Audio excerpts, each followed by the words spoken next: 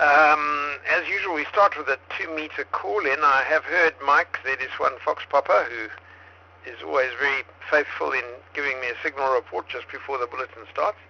I have not formally had any apologies this evening, but we will maybe get indications of somebody from others during the call-in. So, 2 meters FM. If you'd like to call in now, please go ahead and tell me you're there. Z1DZ. One Papa Echo. Yeah, good evening.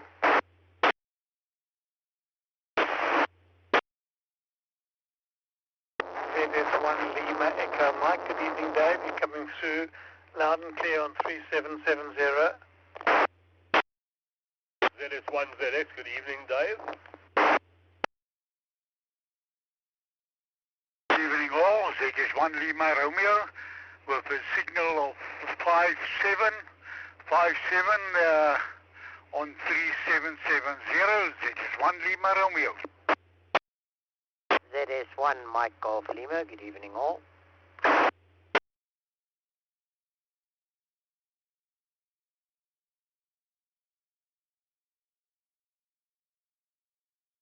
ZS1 Mike, Juliet Tango. Tango.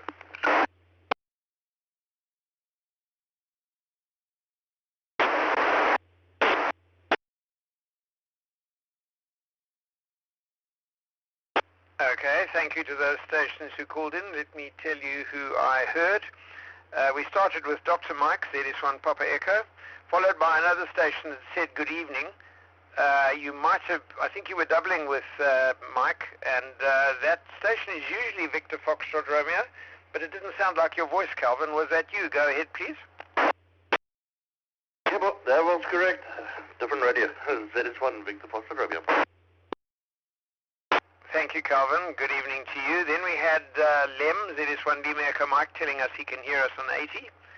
And Ivan, Z1 Zulu X-Ray, followed by Henny, Z1 Lima Romeo. Donkey Henny, he can hear us on 3770 as well, 5 and 7. Then Mark, Z1 Mike Golf Lima. Michael, Z1 Mike Juliet Tango. And then there was a sort of scratchiness that sounded like it might have been a double, but I'm not actually absolutely sure. So if you haven't heard your call sign yet, please try again and let's see who we can pick up this time. ZS1DZ. ZS1 Alpha Bravo.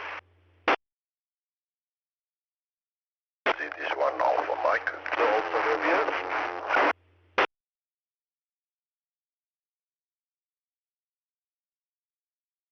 ZS1 Alpha Mike Sierra.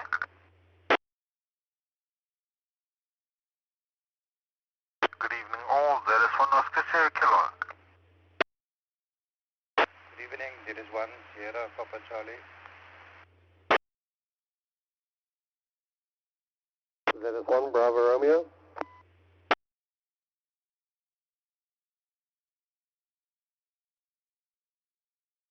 ZS1 Lima Echo Delta.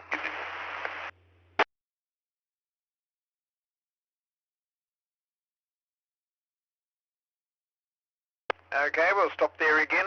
Thank you very much to the stations that called. I heard ZS1 Alpha Bravo.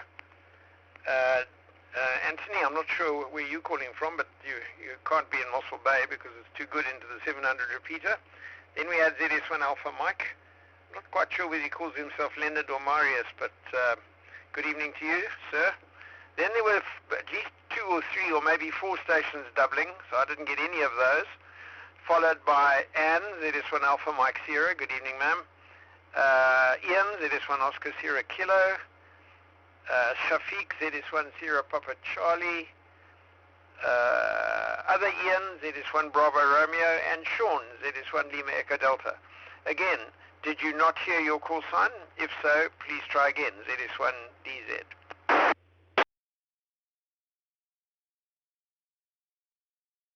Good evening from ZS1 Romeo Bravo Tango.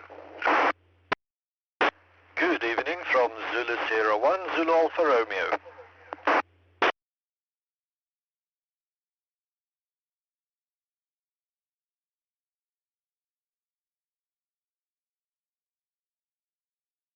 Okay, well, those were two of them. Maybe the others who doubled with these two called again, and so I've already called them out. So good evening to James, ZS1 Romeo Bravo Tango, and to Rian, ZS Ian Zulu Alpha Romeo. Thank you very much for having called in. Nobody is talking about whether they can hear 144-300. I hope it's operational. Sean said it was. It's usually Davey that listens on 2 meters up the sideband and then calls in. Don't hear him this evening unless he has fallen asleep at this stage of the bulletin already. But anyway, we hope that 144-300 is working. On Echolink, I can see Dani, ZS1 Oscar Sierra Sierra, Yanni, ZS1 Juliet Fox Kilo, Mike, ZS1 Charlie Oscar, James again, ZS1 Romeo Bravo Tango -Lima, and then Doug was there, ZS1 Delta Uniform Golf, I don't know what happened to him, and also ZR2 Charlie India Alpha, Wayne, he was there earlier as well, and since I started the call-in, he's fallen off the edge of the earth. I hope he comes back, and I hope Doug does as well. I'm not sure what's going on there, but there you are. Okay, as I said, I don't have any formal apologies for this evening, so we'll leave it like that for the moment, and I'll give you another opportunity at the end of the bulletin. The sun rose at 6:22 a.m. this morning, and it will set at 7:38, which is in another, it's about now, in fact. 7:38 p.m., which gave us 13 hours and 17 minutes of daylight time, which is still very nice, but it's certainly getting dark earlier, isn't it? I'm in blackout mode at the moment, load shedding, but luckily my battery's still pumping out 12.57 volts, and I'm using a total of 1 amp of inverter current and 6 amps of battery current. So everything's staying alive and working fine. Doug has joined us again. Glad to see you back, Doug. I don't know what happened to you on Echolink. Been a very blustery day today. The maximum wind speed here was 52 kilometers an hour at about, I wonder when that was. Let's see if I can find it. At 2:30 this afternoon. At the moment it's blowing at about 6, or 10, let's say less than 10, but it was 52 at 2:30 this afternoon, so very blustery. Maximum temperature about 25, it's 21 outside now, and 27 in the shack. Please stand by while I reset my timer.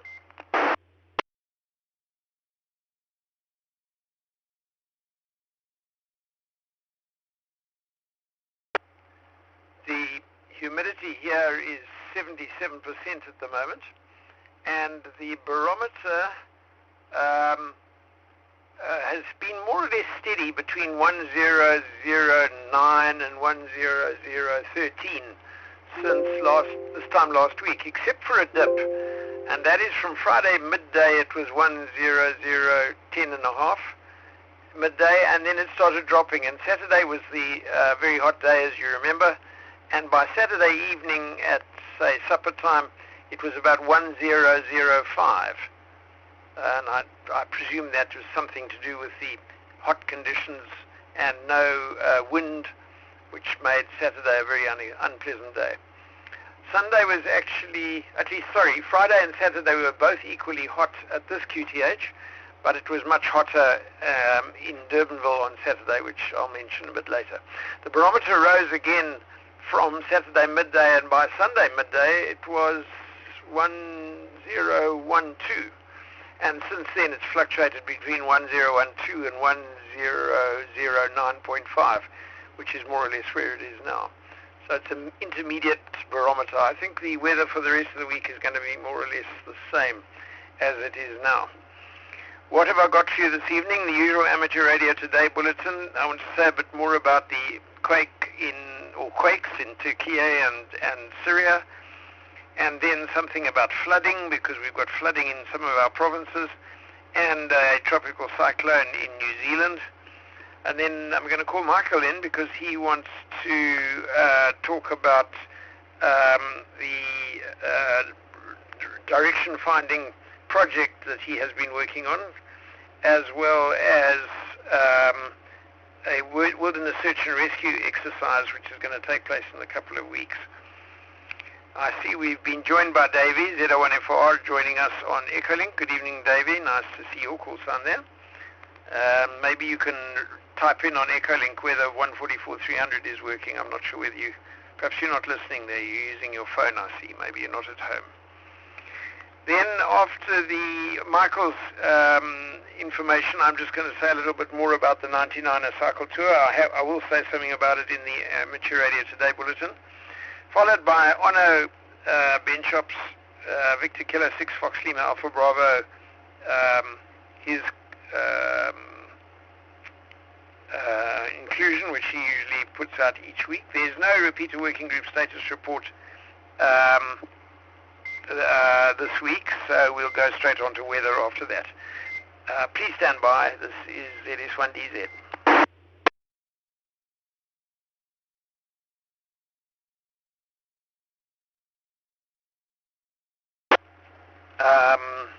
Donnie, ZS1 Oscar Sierra says that he can hear 144-300, so thank you very much, Donnie, for your confirmation that the USB link is working.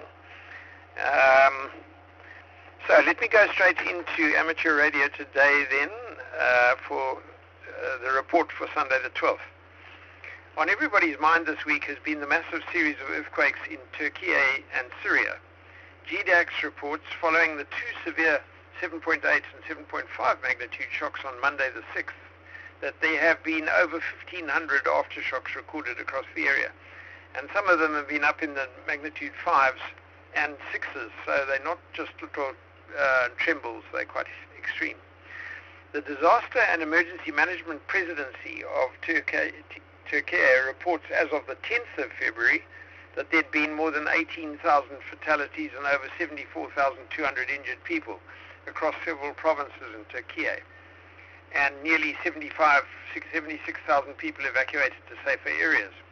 Meanwhile, in Syria, the United Nations OCHA and the Syrian Ministry of Health reported as of the 9th of February more than 3,250 fatalities and nearly 7,300 injured people across many governorates and in non-government controlled areas in northwest Syria. This means at the time I wrote the report in excess of 20,000 fatalities in all, and the number is expected to rise still further.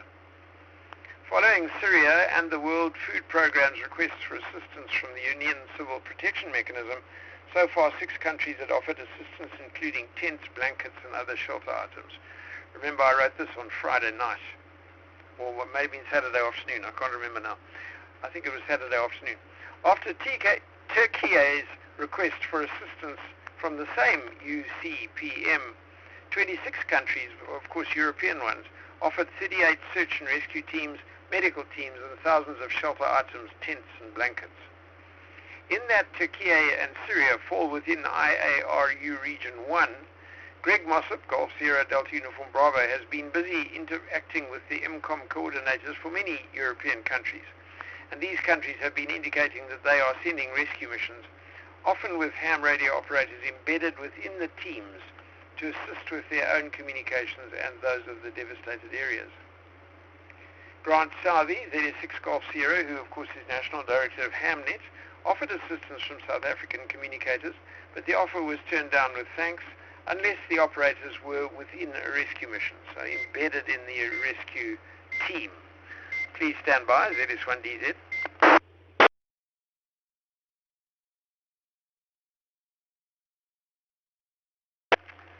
Of course, South Africa's internationally acclaimed Gift to the Givers has been there from the start, and Dr. Suleiman, Imtiaz Suleiman, has been issuing reports of assistance provided by South African medical teams. He notes that most of, not all, of the hospitals have been damaged or destroyed, and there's basically nowhere to transport the injured to. Bad weather with lots of rain and snow have made search and rescue operations very difficult, and 6 to 7 days later the likelihood that anybody will be rescued alive from the destroyed buildings is diminishing. And the aftershocks continue, each of them potentially another big one, or big enough to cause further collapse of damaged buildings, causing further injury. All in all, it's a terrible situation from which it will take years to recover.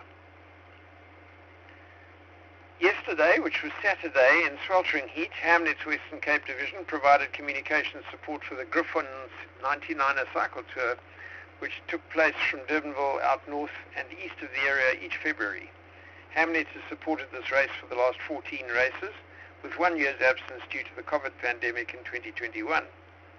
Hamnet provided a volunteer force of 16 operators, providing roving duties and keeping an eye on the riders. Several hams manned dangerous points along the route where, for example, a narrow bridge that allowed one-way traffic on it was blocked off from the far end by a ham and a traffic officer to allow riders to negotiate the bridge without worrying about oncoming vehicles. We had operators situated before and after such obstructions, warning the traffic officer beyond of the incoming riders so he could stop the flow of cars. It would seem there were about 3,000 riders in all who attempted either the long 100-kilometre route or the shorter 51-kilometre ride. The long route left Durbanville in the direction of Wellington, but soon veered north and only turned back to Durbanville in the outskirts of Malmesbury.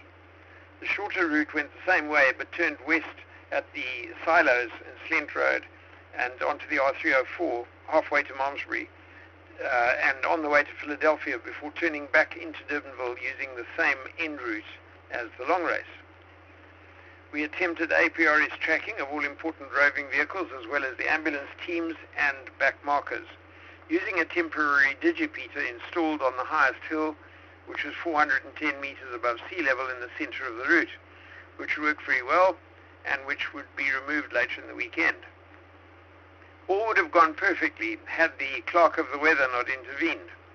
At 3:30 a.m. when I got up, it was 23 degrees outside and the day turned out still, cloudless and sweltering. Please stand by, my timer is going off. ZS1 DZ.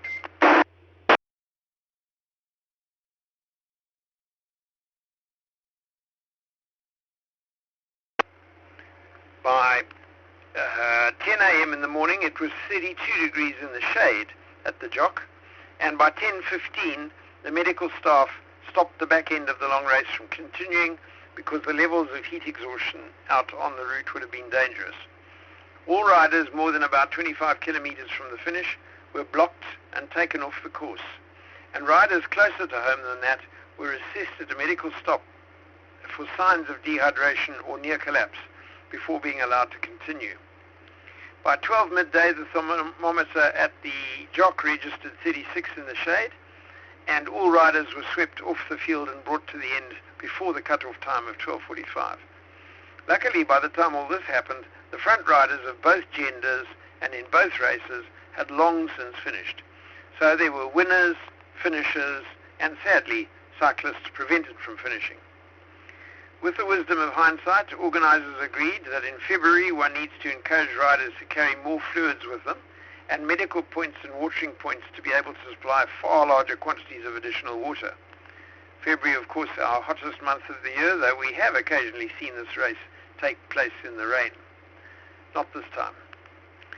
ZS1 DFR ran the jock, ably assisted by Doug's XYL Carol, ZS1 Mike Oscar Mike, and I thank her and the other 14 operators who sat in hot cars for the entire morning, reporting on conditions and calling for sweeps or ambulances to rescue the dropouts and the injured. We believe there were lots of very hot and dry participants, and 7 people were admitted to hospital with various injuries or states of dehydration. Luckily, there were no reports of a serious nature. The current organizers have been managing the race for about 5 years now, and the race runs like a well-oiled machine, with provision made for all kinds of individual problems, for injuries, for closure of the race prematurely, and even evacuation of staff and riders at the finish in the event of a major disaster, such as smoke inhalation from fires, bomb threats, or even terrorist activity.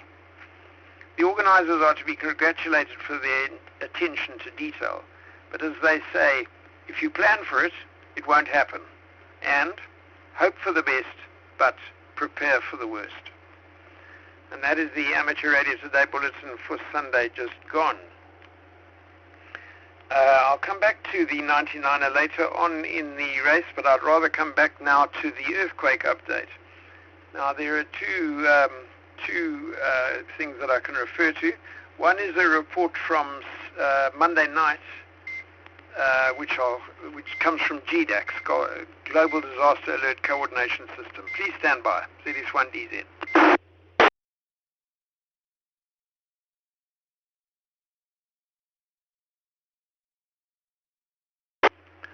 So, GDAX says that after the earthquakes, the death toll has increased, and by Monday evening, 29,600 people had been registered as dead in Turkey, and about 80,000 others injured, and 148,000 evacuated in the provinces of this, that, and the other, which I can't pronounce. In Syria, as of the previous day, 5,714 fatalities. So if you put that lot together, it's about 35,000. And 9,900, call it 10,000 injured across the affected areas. And then, as I mentioned, the requests for tents, blankets, beds, other shelter items. 38 teams from Europe going to Turkey, rescue teams, medical teams, and thousands of tents, blankets, heaters, and other shelter items. The other slightly more up-to-date report comes from Politico and is basically reporting what the World Health Organization said. They say the powerful earthquakes that struck central Turkey and northwest Syria a week ago are the worst natural disaster in the WHO's European region for a century, said Hans Kluge, who's the World Health Organization's regional director for Europe. We are still learning about its magnitude. Its true cost is not known yet, Kluge said during a press briefing. So there are 53 European and Central Asian countries in the World Health Organization's European region, including Turkey. Now, on this item, 31,000 dead in Turkey and 5,000 in Syria, but today's news is talking about nearly 40,000 deaths, so that's up to date for today, and 26 million people across both countries in need of humanitarian assistance. The World Health Organization launched a $43 million appeal to support the earthquake response, with likely more to come. And Kluge said, I expect this appeal to at least double over the coming days as we get a better assessment of the massive scale of the crisis and the needs. With water and sanitation facilities being hit, concerns are mounting over health issues, including the spread of infectious diseases. Healthcare facilities have also been gravely damaged. According to the Turkish authorities, there are about 80,000 people in hospital, which I don't fully understand because half the hospitals were flattened and the other half are badly damaged. But anyway, placing a huge strain on the health system itself badly damaged. Kluge said, we've initiated the largest deployment of emergency medical teams in the World Health Organization European region in our 75-year history, he added. Please stand by.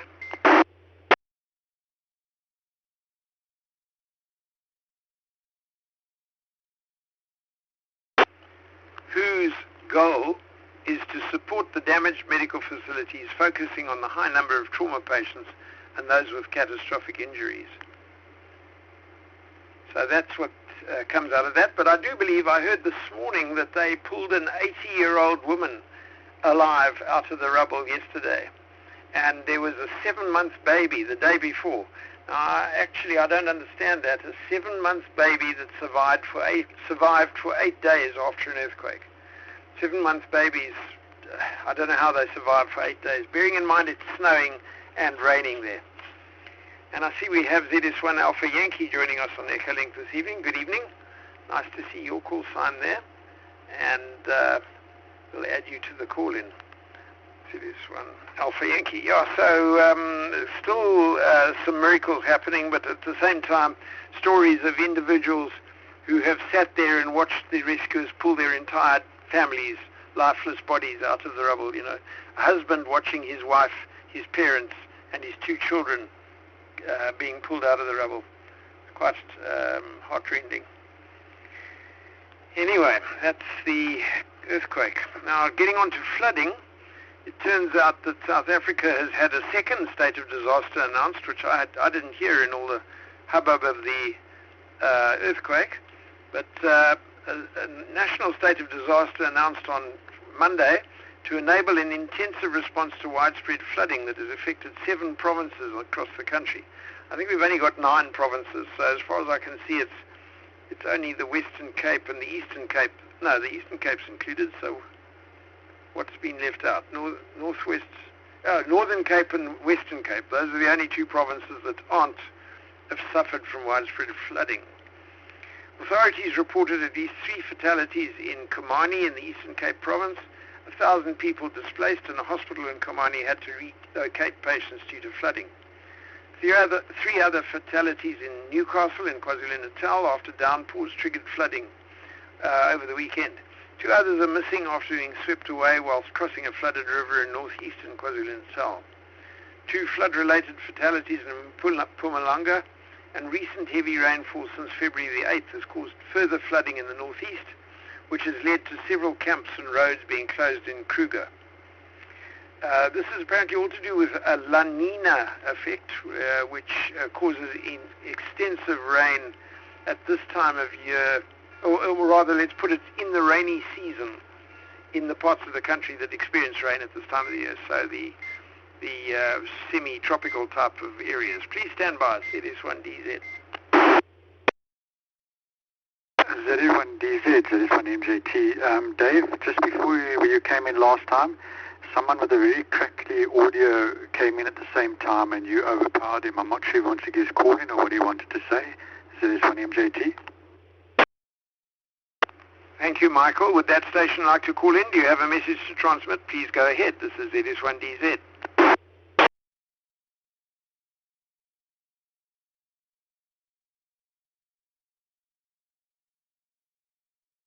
No, nothing heard. Thank you, Michael. If anybody did hear something and it sounded important, please call in now.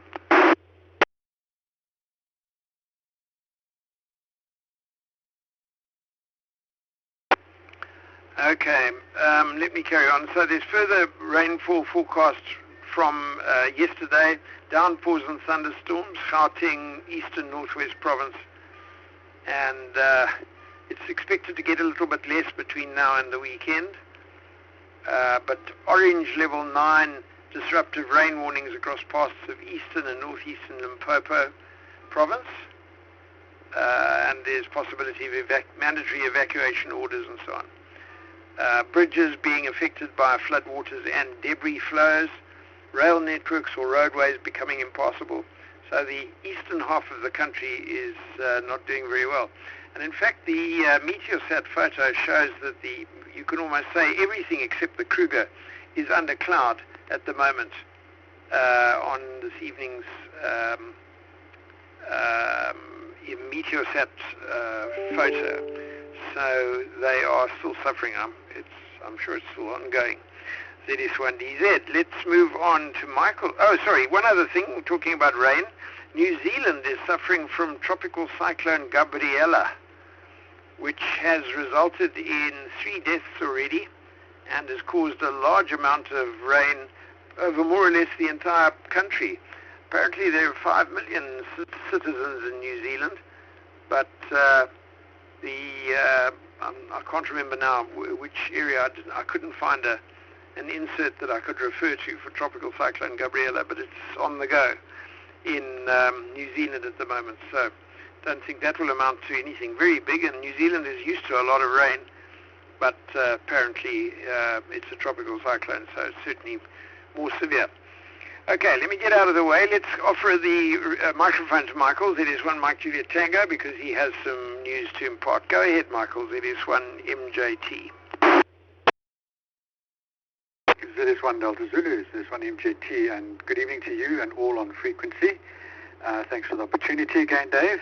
Just to give you all the heads up, last year we had an issue with a airplane beacon that went off, and this got me prompted with a few other guys to look for a project that was suitable, and it's taken me this long, almost a year now, to actually get all the components together and sorted out into kits. So I finally got kits for the direction finder. It's a Doppler direction finder, and I've sent it to I've sent on the Hamnet Google groups asking who would be interested, and those that have responded, I have noted and allocated a unit to them.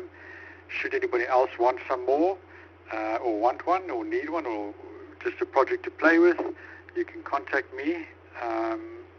Our cell phone 082 453 1175. I say again 082 453 1175.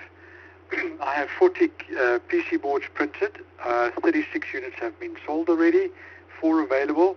Should I require, or should the need arise, I can always get some more components, and I should be able to get it together in a couple of weeks, so it shouldn't be a problem, so we can make some more if needed. So if you're interested, please contact me. I'm going to give it a break so that the repeater can reset itself.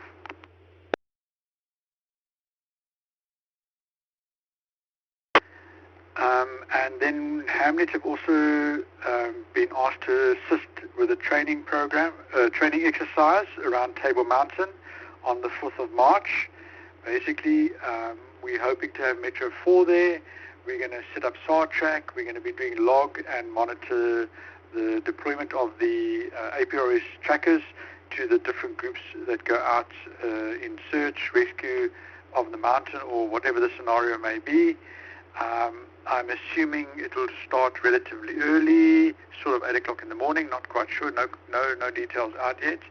And we should be done after lunchtime, I would imagine.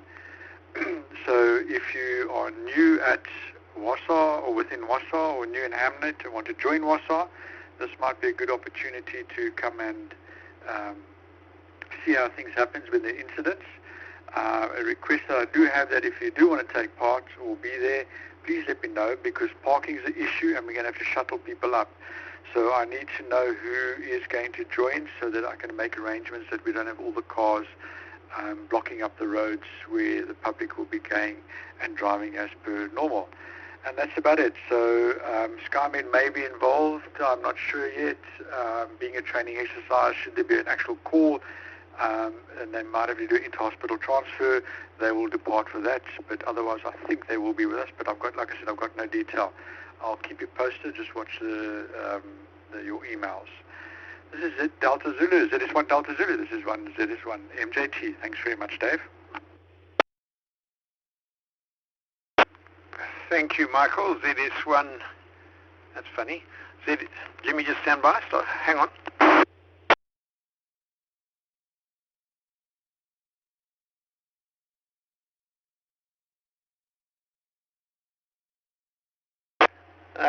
Interesting,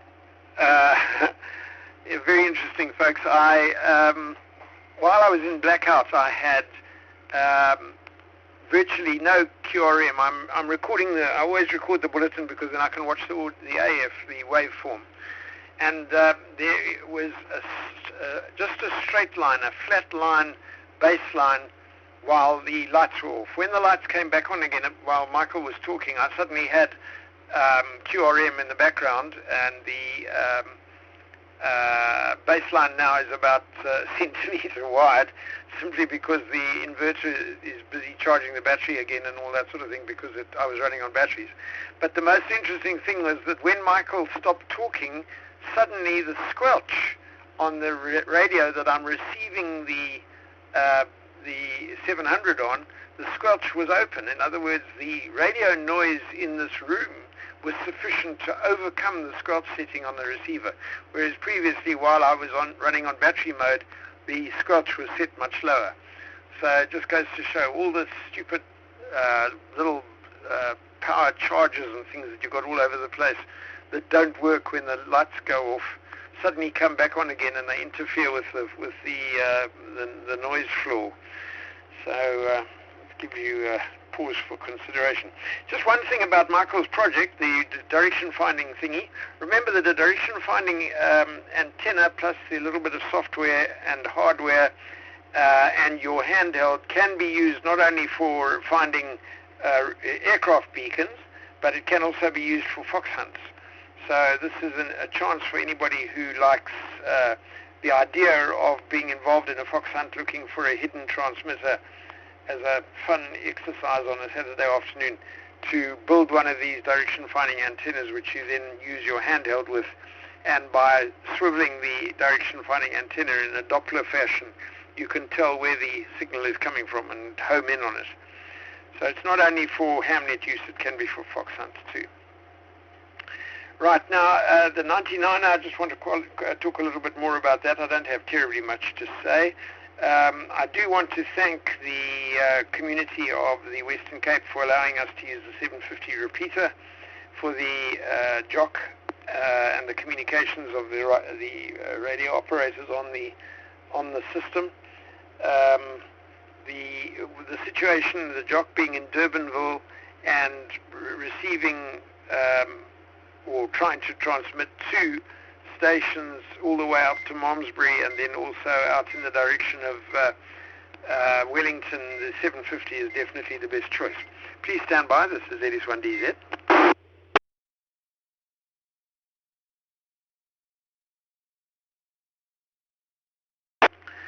So thank you for the use of the 750. Occasionally we used the 650 as well, but it wasn't nearly as often necessary.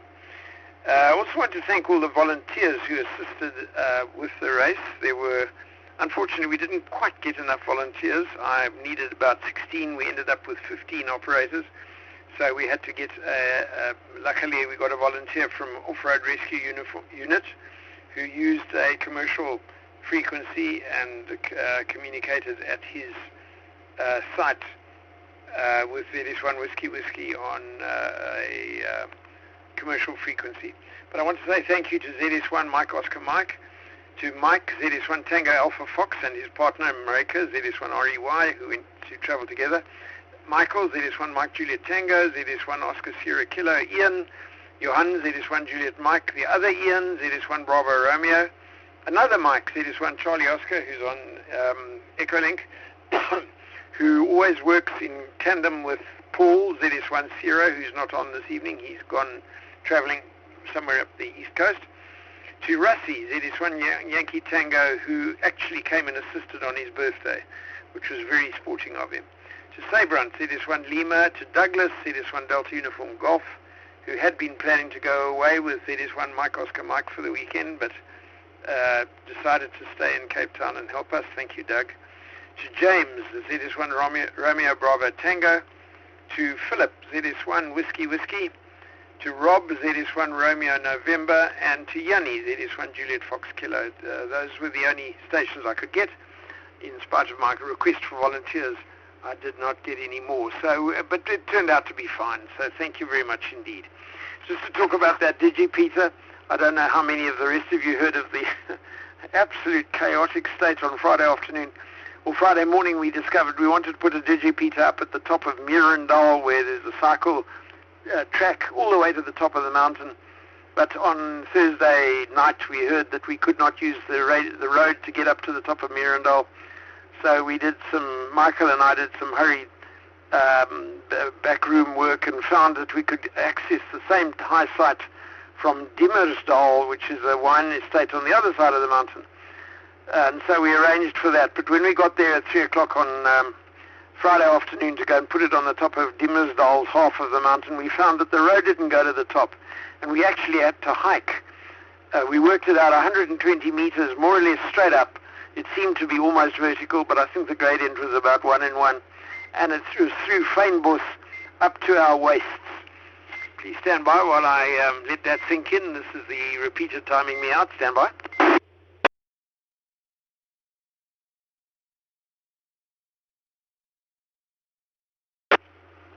So Michael and I forced our way through thick Fynbos up the hillside, carrying the equivalent of a car battery, two 18 amp hour batteries, I think, or two 14 amp hour batteries, I think. So they adds up to about 30 amp hours of battery, lead acid battery, nogal, with a little DigiPeter inside there, a pole and an X30 diamond collinear antenna, and we trudged up this mountain. It took us 50 minutes to climb 120 meters, and it was about 33 degrees there. There was no wind. It was absolutely awful. Oh, blow me down. Anyway, the DigiPeter worked perfectly, and then Michael bless his cotton-picking socks, went up on Sunday morning, when it wasn't quite hot yet, and brought the thing down all by himself.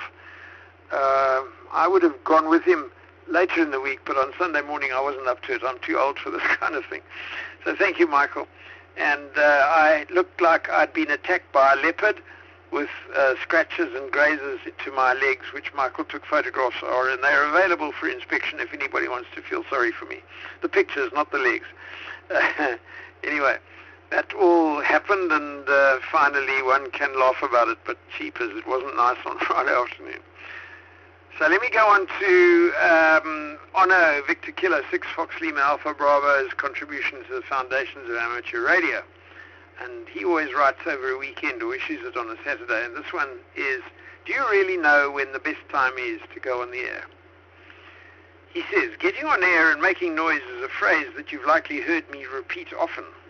Actually, this will be the 24th time or so. It's an attempt at encouraging you to actually transmit and use the radio spectrum that's available to you. It's a nicer way of saying use it or lose it. One of the more frustrating aspects of our hobby is finding other people to interact with. At the beginning of your hobby, you have access to all those magic radio frequencies with no idea on how to use them. Often a new amateur will turn on their radio, call CQ a couple of times to see if there's anyone out there, hear nothing, and give up. As you get more experience, you'll discover that radio frequencies change from time to time and that some work better at certain times of the day.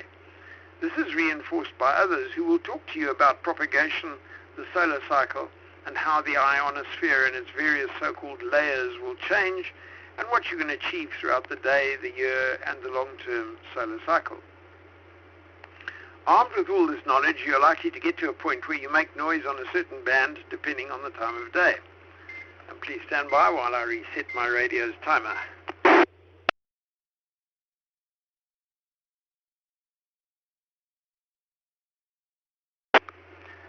For example, experienced amateurs will avoid the 10-meter band at night because it's the so-called daytime band. In other words, their perception is that you cannot make contact on the 10-meter band after sunset, and for the same reason, it's not suitable for early morning contact. Now, what if we could test that perception and see if it's true or not? Turns out that we have a perfect data set to discover what actually happens. If I look at the 10-meter band weak signal propagation reported data for the past year, a year that had Ono using a beacon pretty much 24 hours a day, you'd expect that you could see just which times work and which ones didn't. Turns out that regardless of time of day, my beacon was heard across every hour of the day. Of course, the numbers aren't uniform across the day. The peak is at noon local time, the trough is at 5 a.m. local time, 10% of reports are at noon, about 1.5% at 5 a.m. In other words, the worst time of day for my beacon to be reported is 5 a.m. in the morning, but it's not 0. Interestingly, the same isn't true for the signal-to-noise ratio, a measure of just how weak or strong a signal is in comparison to the local noise of the receiver. If you account for differences in transmitter power, meaning that a stronger transmitter is measured in the same way as a weaker one, the 10-meter band has the best signal-to-noise ratio at my location at 9 p.m. local time and the worst at 4 p.m. local time. Given that I'm only using the 10-meter band with my beacon, I also looked at the local OF78 grid square across all bands. That's where he lives. It shows that reports are not directly related to when the average signal-to-noise is best. It seems to me that people are transmitting when they think it works best, not when it actually works best. And I'll mention that the definition of best depends on each user. Note that I haven't yet sat down to discover if there are automatic transmitter and receiver pairs that have been reporting 24/7 across a year on the same band to determine if there is more to learn about the relationship between how often something is reported and what the signal report was at the time. I can say that it's likely that your favorite band is more popular when others think it's popular, not when the conditions are better. Consider, for example, that there are no local reports on the 12-meter band at 10 a.m. but there are at 9 a.m. and 11 a.m. So, was the band magically unusable the whole year at that time, or did people just not use it? Please stand by. This is ZS1DZ.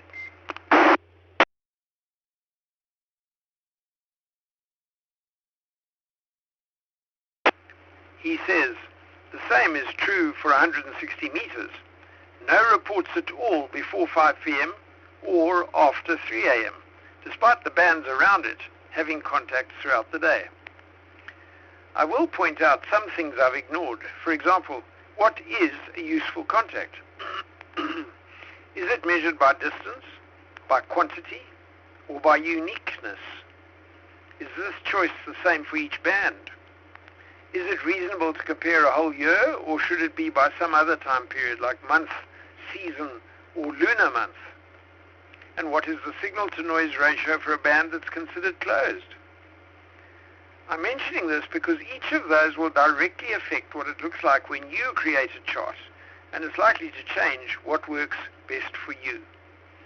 So, next time you get on the air, try a band that shouldn't work according to your knowledge and see what happens. Perhaps you'll get lucky, make a contact, and discover something unexpected. That's from Ono, Victor Kilo 6, Fox Lima Alpha Bravo. In other words, don't stick with the conventions.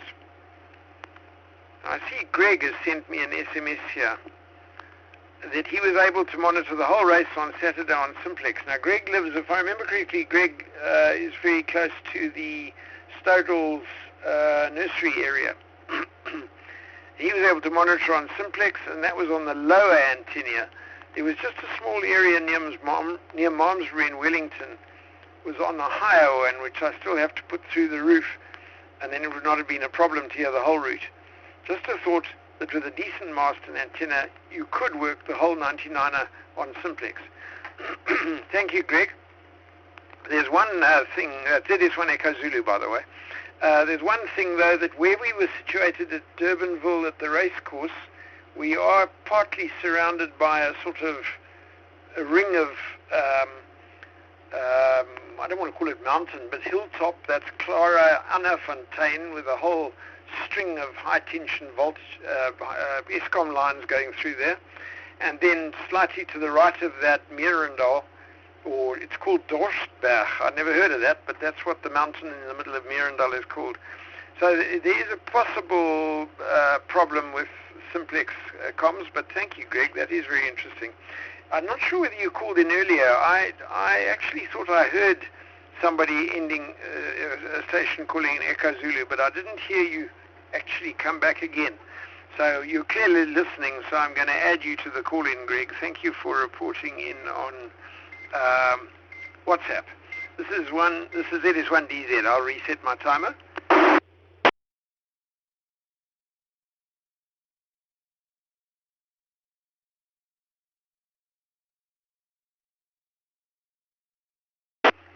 Okay, as I said, there was no repeater working group status report today for some reason. There was one last week, but we used it last week, so not going to repeat it now. So I've come to the weather and summary stage of the bulletin. We've run out of new stuff. The synoptic chart at lunchtime today shows a massive high-pressure cell to the west of us and to the south of us. And remember, high-pressure cells, actually this one is more or less centered precisely on Gough Island. High-pressure cells go around anti-clockwise, which means the direction of wind from the high-pressure cell will be from southeast to northwest, which is why we've had this massive wind blustering us today. And I believe it's going to continue tomorrow. The Meteosat photo, as I mentioned, shows no cloud cover on the western stripe, all the way from Angola through the western half of Namibia and the western half of the country, including Northern Cape, Western Cape, and parts of the Western Free State and Eastern Cape, if you get my drift. So there's no cloud there. For the rest of the country, it's covered in cloud. A little bit of Kruger Park that isn't. The weather forecast from Weather Services, Weather SA, says tomorrow is going to be partly cloudy, more or less the same as today, 20 to 26 degrees, so slightly hotter, and wind speeds in the order of 50 kilometers an hour, so another day like today. Friday, no clouds, 19 to 25, and a similar wind speed, so strong, gusty southeaster or southerly winds tomorrow and Friday. Saturday, 18 to 26, clear skies, slightly less wind, about 35 kilometers an hour from the south. And Sunday, clear skies, 17 to 26, and wind down in the mid-20s. Monday, if the weather's forecast is to be believed, 8/8 cloud the whole day, wind speed of about 20 kilometers an hour, and a 60% chance of 10 millimeters of rain. Let's hope so. It will be great for the gardens to get 10 millimeters of rain. Tuesday, clear skies again, 17 to 25, no rain, and 20 kilometers an hour wind. So hot, blustery, except for Monday when it may rain. That will be lovely. The solar conditions, the sunspot number is about 136 as of 7 o'clock this evening. The solar flux index is 180, and the K index is 3, which unfortunately spoils things a bit. So the band conditions are fair by night, but poor during the day. Please stand by, I'll come back. ZS1 Delta Zulu, ZS1 MJT. On the repeaters, Dave, I got a message yesterday that the 725 in Hermanus is back on the air. It was down for a couple of weeks. ZS1 Delta Zulu, ZS1 MJT.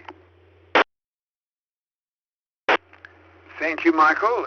Yes, the Hermanus repeater, or the Onrusberg repeater, I'm not exactly sure where it's situated now, was having power problems. I remember there was Eskom power and battery power that both failed, or something of that nature.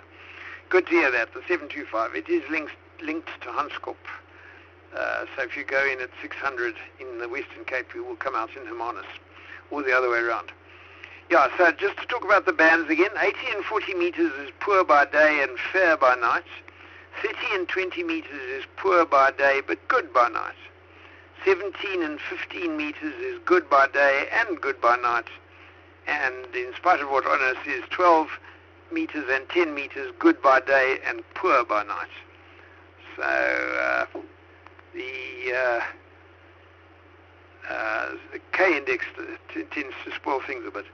The near vertical incident skywave forecast for Cape Town from tomorrow says that the frequency of optimal transmission will be higher than 40 meters, or lower than 40 meters, depends how you look at it. Let's say higher than 7 megs.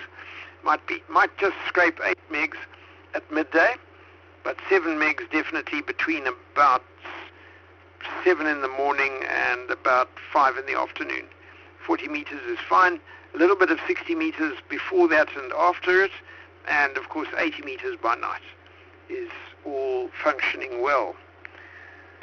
So, if there's anybody listening on 2 meters FM who didn't call in beforehand or didn't hear their call answered and who would like to call in now to indicate that they're listening, please go ahead. This is ZS1DZ listening finally. Zulu Sierra 1, Whiskey. ZS1 Lima, call.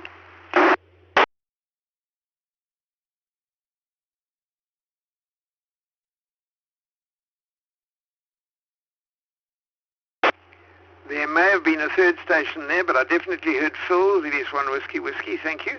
And Sabrunt, ZS1 Lima. Was there someone trying behind Sabrunt? Was there a third station? Try again, please, ZS1 DZ. ZS1 Tango Lima, Jock.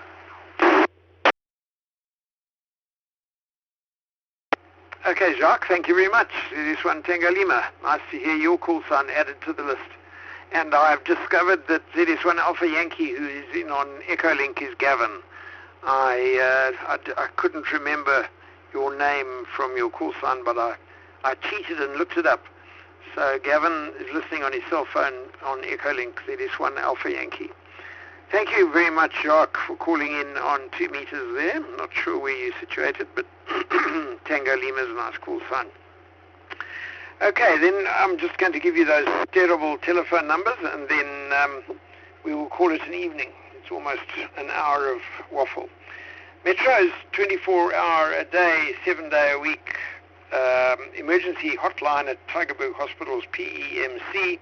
You can contact them with any emergency anywhere in the province, 021 937 0300. That's 021 937 0300. The Traffic Management Centre at Goodwood Disaster Risk Management, where the cameras on all the highways in the peninsula are monitored. You can give information or ask for information at 021 596 1999. That's 021 596 1999. Eskom's 24-hour-a-day cold line for electricity problems around the country, but not in the city of Cape Town or parts of the city of Cape Town. Eskom's line is 08600 37566. That's 08600 37566. And the City of Cape Town municipal hotline for all municipal emergencies, including electricity for those who get electricity from City of Cape Town. You would phone 086 01 03 089. I say again, 086 01 03 089, and then follow the prompts according to which department you wish to be put through to.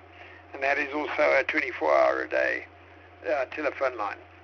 So thank you for having been with me this evening, and we'll do it again next week. The week after that is a virtual meeting. That will be the 1st of March.